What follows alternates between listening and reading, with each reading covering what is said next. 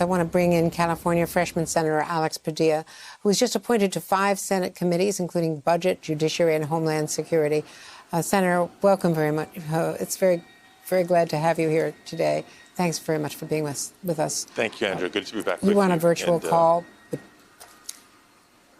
I mean, it is a moment. Let's talk, before we talk about the package, let me ask you about your reactions to being part of the ceremony today and the tribute that was paid to Officer Sicknick. No, absolutely. I wanted to start just by sharing my wife and my condolences with Officer Sicknick's family. You know, it's a tremendously difficult day for them.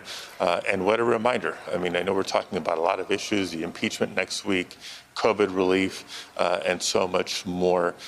We've seen the tragic results, the fatal results, caused by lies and deception. We saw it in Charlottesville, we've seen it in El Paso, we saw it on the steps and inside the nation's capital. That's got to be acknowledged, that's got to be recognized as we tackle the tremendous issues before us.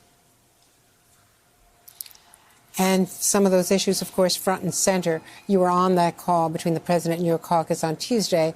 There's talk now that the White House might be willing to compromise by targeting the stimulus checks to lower-income people. That's part of the Republican compromise. Where do you stand on that? So, look, that's one of the items that was negotiated, but my takeaways from that conversation was clear.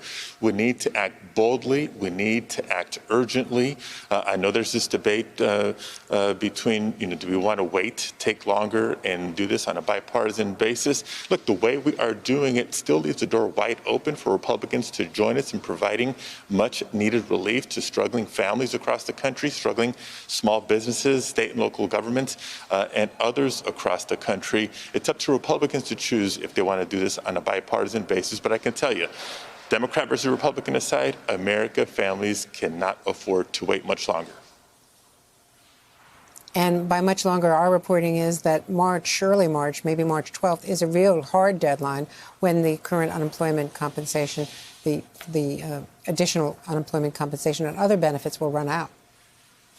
Yes, look, we have looming deadlines for unemployment benefits to run out for people struggling in this economy.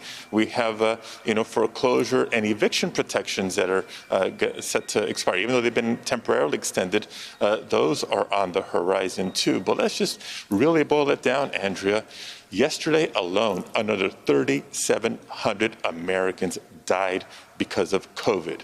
If that is not, telling us the urgency with which we need to act, I don't know what will. Just look at the numbers on a daily basis, still a daily 9/11 in terms of fatalities alone, let alone the number of new cases, people struggling in ICUs. We need to act big. We need to act now. And as the president said, the risk is not whether we do too little, too much. It's whether or not we do too little.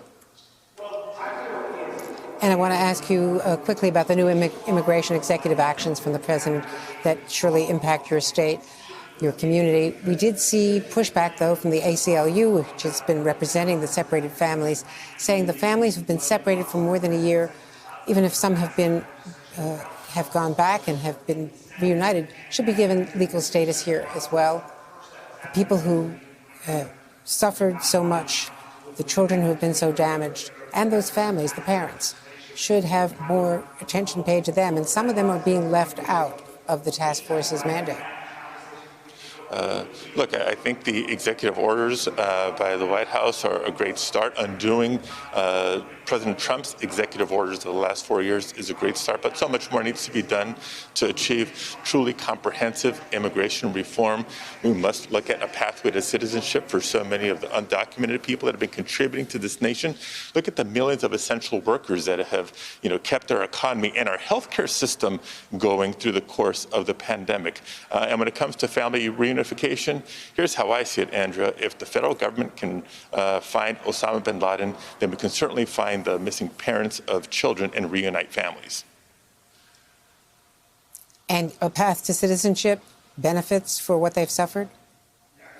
Absolutely. They need, health care, mental health care and support for families who, are fleeing violence, maybe fleeing for their very lives, coming to this nation for asylum. Restoring the asylum system is another key element of the Biden proposal and something that we need to do through this comprehensive package that is long, long overdue. Senator Alex Padilla, I know you've got to go, but thanks very much for taking the time to talk to us.